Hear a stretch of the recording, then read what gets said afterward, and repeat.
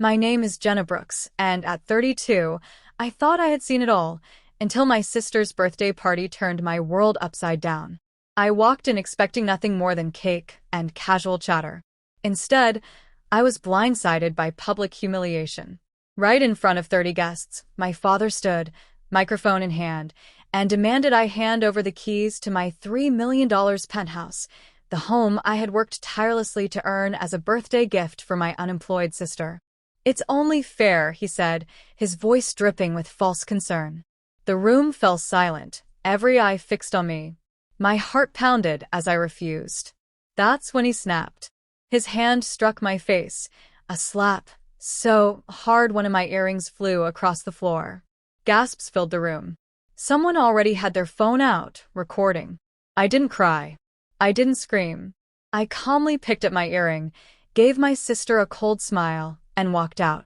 In the hallway, I pulled out my phone and pressed a button. 30 minutes later, a woman stormed into the party.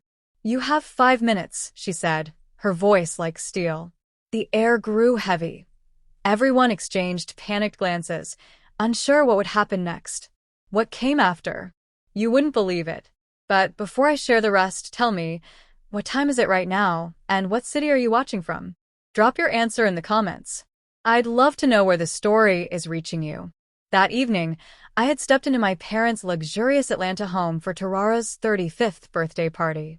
The place screamed wealth, marble floors, floor-to-ceiling windows, a skyline view that could make anyone envious. My father had gone all out, hiring a private chef and a string quartet, crystal chandeliers casting a glow over the catered spread. I had chipped in $300 for vintage wine and another $500 for the chef. Not a word of thanks. Instead, my mother breezed past me, fussing over the dessert table as if I were invisible. As guests arrived, I scanned the room. My older sister, the guest of honor, floated in wearing a designer dress, her laughter loud and carefree. My parents beamed, calling her the star of the night, despite her being 35 and jobless for years. "She's just finding her path," my mother said to Aunt Nancy, who nodded as if it were gospel. Meanwhile, I stood there, the 32-year-old CTO of a tech startup, my penthouse worth $2 million, and felt like a stranger. Dad pulled Tara into a hug, praising her charm and grace, qualities I apparently lacked because I chose a career over a husband. The comparison started early. "If only you were more like your sister," Mom whispered when I offered to help with the guest list. Less ambition, more warmth. It stung, but I swallowed it. Aunt Nancy chimed in, her voice sharp. "All that tech stuff. Does it make you happy, Jenna? Or just rich?" Uncle George laughed, sipping my wine. "She's too busy for a family." Even cousin Tyler, barely 30, smirked. "What's the point of a fancy job if you're alone?" The room buzzed with judgment. Each comment felt like a jab at my choices. I tried to blend in, making small talk with neighbors and family friends. I smiled at their stories, nodded at their compliments for Tarara's free spirit. But the air felt heavy, like I was on trial for daring to succeed. My parents didn't acknowledge my role in the party budget, my promotion last month, or the life I'd built from scratch. Tara, meanwhile, soaked up the praise, her fiancé Ethan by her side, both basking in the spotlight. I caught her eye once, hoping for a flicker of gratitude. She looked away. "You're welcome for the wine," I muttered under my breath, knowing she wouldn't hear. I moved to the bar and poured myself a glass of the wine I had paid for. A family friend, Mrs. Larson, approached, her tone polite. "You must be so proud of your sister. She has such a bright future." I forced a smile, my fingers tightening around the glass, proud of what Tara hadn't worked for in years, living off my parents' handouts while I climbed corporate ladders. Yet here she was, the golden child, while I was the outcast for choosing a different path. My chest tightened, but I pushed the hurt down, refusing to let them see me crack. As the quartet played on, Dad raised a glass, toasting Tarara's vibrant spirit. Guests cheered, the sound echoing off the penthouse walls.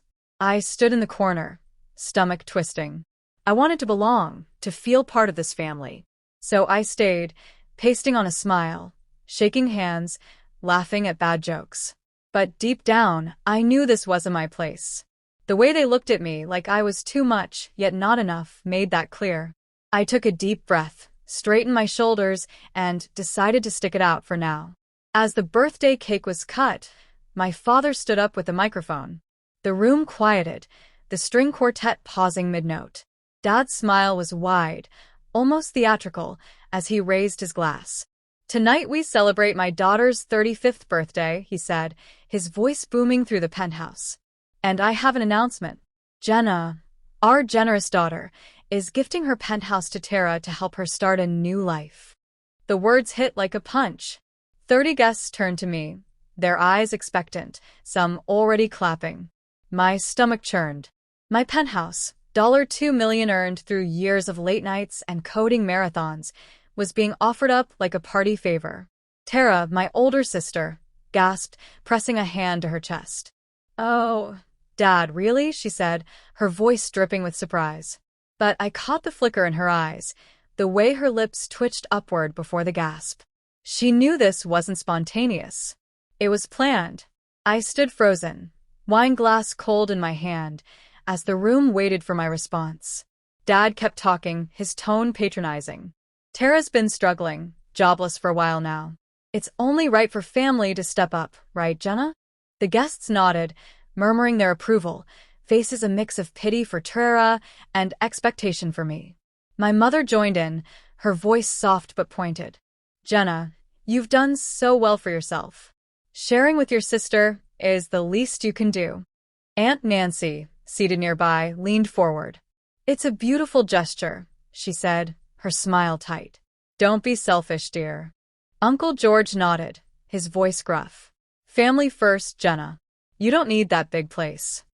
Alone, the pressure was suffocating. Their words piled on like weights. I glanced at Tarara's fiancé, Ethan, who avoided my eyes as he sipped his drink. The room felt smaller, the air thick with judgment. I set my glass down, hands steady despite the rage building inside. "No," I said, my voice clear, cutting through the murmurs. The guests froze, their applause faltering. Dad's smile vanished. "What did you say?" he asked sharply. I straightened, meeting his gaze. "I'm not giving up my penthouse. I worked for it. Every dollar, every late night, every pitch meeting, that's mine. Tara's struggles aren't my burden." The words hung in the air, raw and unapologetic. Tara's face crumpled, but I saw the calculation behind her teary eyes. She wasn't hurt. She was angry. I'd called her bluff. Mom stepped forward, her voice rising. "Jenna, how can you say that? Your sister needs help." Aunt Nancy gasped, clutching her necklace. "That's so cold," she said, loud enough for everyone to hear. Uncle George shook his head, muttering, "Ungrateful." The guests began whispering, voices a low hum of shock and disapproval. Mrs. Carter leaned toward her husband. "She's always been too independent." Another family friend added, "Poor Tara, stuck with a sister like that." The judgment was palpable, each word a needle pricking my resolve. I kept my chin up, refusing to crumble. "I've supported this family," I said, louder now, my voice steady. "I paid for half this party. Wine, chef, everything. But my home? That's not up for grabs." The room grew quieter, whispers sharpening. Dad's face reddened, his grip on the microphone tightening. Tara sniffled, dabbing her eyes, but I wasn't fooled. She'd known this was coming, probably rehearsed that tearful look. Mom's eyes darted between us, a mix of panic and anger. "Jenna, you're embarrassing us," she hissed. I didn't back down. I'd spent years proving myself, building a life they refused to respect. This was my line in the sand. The tension crackled, guests shifting uncomfortably in their seats. A few pulled out their phones, fingers hovering over screens, ready to capture whatever came next. I felt their eyes, their judgment, but also a strange sense of freedom. For the first time that night, I wasn't trying to fit in. I was standing up for myself, and it felt right. But the air was electric, charged with the weight of what I'd just done. Dad stepped closer, jaw tight, and I braced myself. The room went silent as I stood my ground. His face twisted, eyes narrowing to slits. "You're defying me," he barked, stepping closer, the microphone still clutched in his hand. Before I could respond, his hand swung fast and heavy, striking my cheek with a sharp crack. Pain seared through me, my head snapping to the side. My pearl earring flew off, skittering across the floor, glinting under the chandelier's light.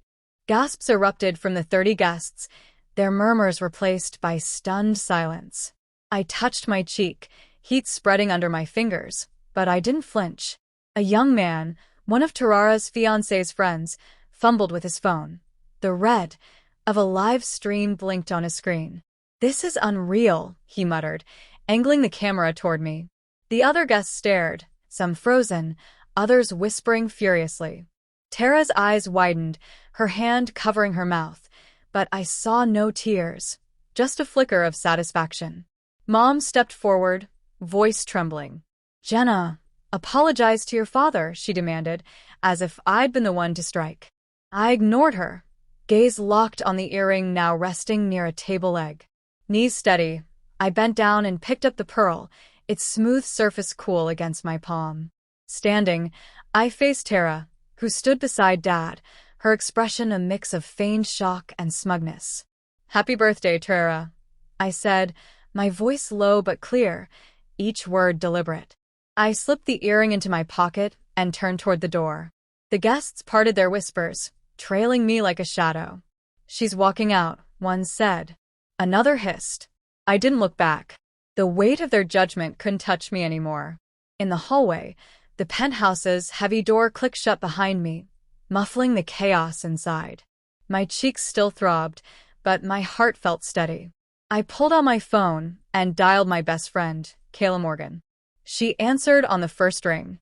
"Jenna, you okay?" Her voice was sharp with worry. I leaned against the wall, marble cold through my dress. "Dad just slapped me," I said, tone flat but hand shaking. "He demanded I give Tara my penthouse. I said no.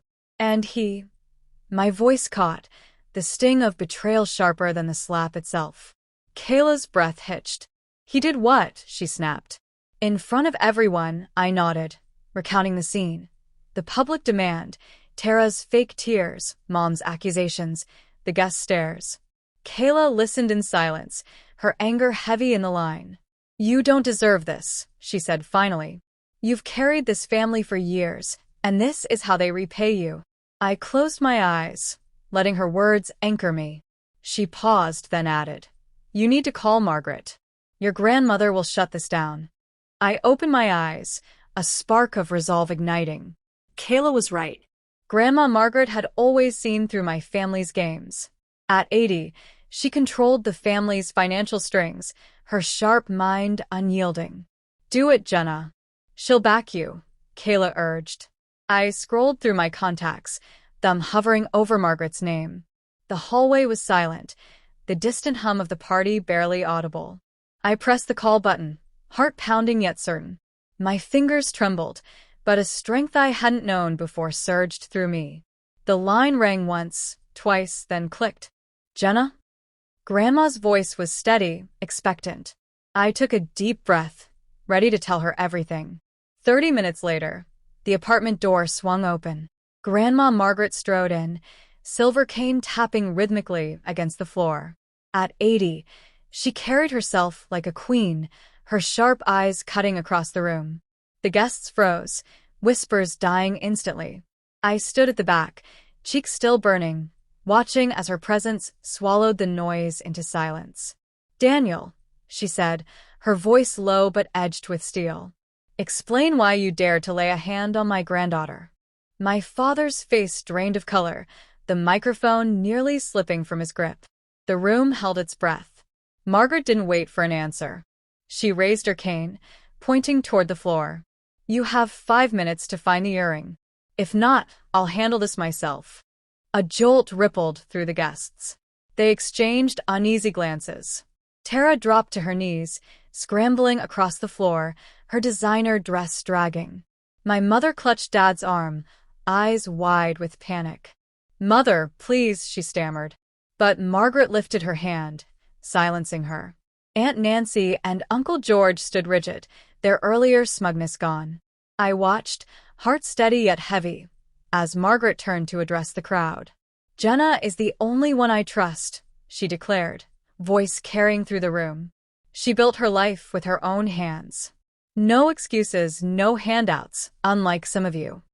Her eyes pierced my father, then my mother, then Tara, who froze mid-search, face twisting. "Daniel, you run a company but can't run your family fairly.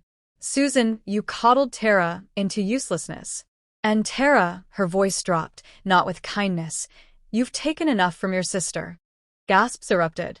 Phones lifted, capturing every word. Margaret stepped forward, cane tapping rhythmically. "I've made my decision," she announced, her gaze brushing mine. "I am rewriting my will. Everything, my estate, my investments, my properties, will go to Jenna." Chaos broke loose. My mother let out a strangled cry, hands flying to her mouth. "You can't," she screamed, voice cracking. Tara collapsed into a chair, sobbing uncontrollably, her tears no longer calculated but desperate. My father stood rigid, jaw clenched tight, while Aunt Nancy whispered, "This is outrageous," to Uncle George, who nodded, pale as stone. Guests buzzed, shock rippling across the room. Mrs. Larson clutched her purse, muttering, "She's leaving it all to Jenna." Another guest, a colleague of Tara's, shook her head. "Tara's finished now." The string quartet stood frozen, instrument silent. I stayed quiet, hands clasped, absorbing the weight of Margaret's words. She wasn't just defending me, she was tearing down years of lies. Our eyes met, and she gave me a small nod, fierce yet proud. Tara's sobs grew louder. "Grandma, please," she begged, voice breaking. "I didn't mean for this." Margaret's expression didn't falter. "You meant every bit of it," she replied coldly. "You knew your father's plan and let it happen." My father stepped forward, voice trembling. "Mother, you're overreacting. Jenna's fine. She's strong." Margaret snapped, eyes narrowing. "Strong because she had to be. No thanks to you." My mother tried again, pleading, "We're a family, Mother. Don't tear us apart." But Margaret turned away, cane striking firmly against the floor as she walked toward me. The 5 minutes slipped by. The earring hidden in my pocket was never found. She never asked. "This family has failed, Jenna," she declared, her voice echoing through the room. "You've been shamed, used, even struck. No more." Guests shifted uncomfortably, some averting their eyes, others still recording. The air grew thick, the glamour of the party shattered. I stood tall, chest high, my resolve unshaken. Margaret's words were my shield, her decision my lifeline. The chaos, my mother's panic, Tara's tears, my father's silence, all felt distant now, like a storm I no longer had to endure. That night, back in my own penthouse, my phone wouldn't stop buzzing. Notifications flooded my screen. The live stream from Tarara's party was going viral. Comments poured in, condemning my father's actions and questioning the Carter family's morals. "Disgusting behavior," one user wrote. "Jenna deserves better." Another posted, "The video has thousands of views already." Each share amplified the public outrage. I sank onto my couch, the city's skyline glowing through my windows, scrolling through the posts. My chest tightened with a mix of vindication and exhaustion. A new message popped up from a mutual friend. Ethan's family was reconsidering the wedding, shaken by the scandal. "The drama's too much," it read. Tara's engagement, the one anchor she had, was slipping away because of her own family's actions. Part of me felt a flicker of pity, but it faded fast. She had stood by while Dad humiliated me. Her silence had been as damning as his hand. The doorbell rang sharply and insistently. I opened it to find my father and mother standing there, faces drawn. Dad's shoulders slumped, his usual confidence gone. "Jenna, we need to talk," he said, voice low. Mom nodded, eyes red. "We're sorry," she added, tone pleading. The pressure to support Tara, it got out of hand. I crossed my arms, jaw tight. Their words felt hollow, rehearsed. "You think an apology fixes this?" I asked, voice steady but cold.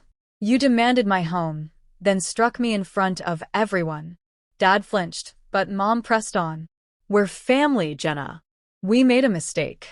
I shook my head, resolve hardening. Your mistake cost me my trust. You chose Tara over me again and again. I'm done. Dad's face reddened, but he didn't argue. Mom reached out, trembling. I stepped back. Please, Jenna, she whispered. I closed the door, their silhouettes fading through the frosted glass. My heart pounded, yet I felt lighter, like a weight had lifted. I wasn't their pawn anymore. An hour later, Kayla arrived, her expression fierce as she hugged me. You did the right thing, she said, settling onto the couch. They don't get to walk back what they did. I nodded, pouring us both coffee. The internet's tearing them apart, I said, showing her the posts. Kayla scanned them, lips curving slightly. Good. Let them face the consequences. She set the phone down, gaze steady. You're stronger than they'll ever be, Jenna. Cut them off for good. Her words sank in, solidifying my decision. I'd spent years trying to earn their respect. No more. My phone chimed again, an email from Grandma Margaret. I opened it, breath catching. Jenna, it began. My decision stands. The will is being redrafted, naming you as my sole heir. You've proven your worth, not just to me, but to yourself. Stay strong. I read it twice, grounding me. Margaret's trust was a lifeline, validation of everything I'd fought for. Kayla squeezed my hand, smile warm. She's got your back, she said. I nodded, eyes stinging, heart firm. The family I'd clung to was gone, but I was ready to move forward alone. I felt a quiet peace, knowing I'd chosen myself at last. 3 months later, I stood in my penthouse, watching Atlanta's skyline. The city lights sparkled, a quiet reminder of everything I'd built. Last week, I'd been promoted to Chief Technology Officer at my company, my name etched on a glass award for innovation in AI. The ceremony had been packed, colleagues cheering as I accepted the honor, my heart swelling with pride. I'd worked for this, nights coding until dawn, pitches that $1 million contracts. This was my victory, earned through sweat and determination, not handed to me. News of my family's downfall trickled in through mutual contacts. Tara's engagement had collapsed. Ethan and his family walked away, unwilling to tie themselves to her tarnished reputation.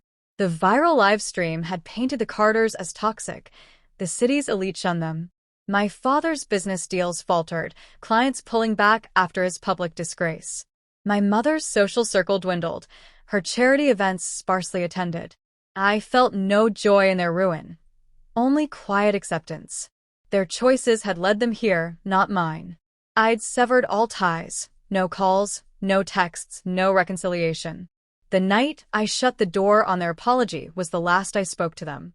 Their betrayal, demanding my home, siding with Tara, my father's slap, had drawn a line I would never cross again. My phone, once flooded with their messages, stayed silent. I'd blocked their numbers. My resolve was unshaken. The family I'd known was gone, replaced by clarity I hadn't expected. Kayla had become my rock. We met weekly, her laughter filling my home as we planned trips or debated tech trends. And for the first time, I felt the quiet, unshakable peace of standing firmly on my own. My colleagues had stepped up too, inviting me to dinners and brainstorming sessions, their respect genuine. One evening, my teammate Sarah raised a glass. To Jenna, who proves hard work pays off. I smiled, warmth spreading through me like a shield. These were my people now, the ones who recognized my worth without strings attached. Grandma Margaret remained my fiercest ally. She had finalized the transfer of her estate, properties, investments, everything, to me. Over lunch at her favorite cafe, she handed me the legal papers, her eyes gleaming. You're the only one I trust, she said, voice firm. You've got my spirit, Jenna. I hugged her, my throat tight, knowing her faith in me was worth more than any fortune. She called often, sharing stories of her youth, her wisdom grounding me as I navigated my new role. Looking out at the skyline, I reflected on the lessons carved into me. Personal boundaries were sacred, a line no one, not even family, could cross without consequence. I had learned to protect my space, my achievements, my heart. True family wasn't defined by blood, but by respect, by those who lifted you up instead of tearing you down. Kayla's loyalty, my colleagues' camaraderie, Margaret's trust, these were the bonds that mattered. I had spent years seeking approval from people who never valued me. Now I valued myself. I turned from the window, my award glinting on the shelf. The penthouse, once a battleground, was now my sanctuary. I had made it mine, not just with my name on the deed, but with the life I had built. The past 3 months had shown me who I could be: strong, independent, unapologetic. I picked up my phone, texting Kayla about our next meetup. As I hit send, a calm settled over me. The Carter's drama was behind me. My future, bright and unshackled, stretched ahead.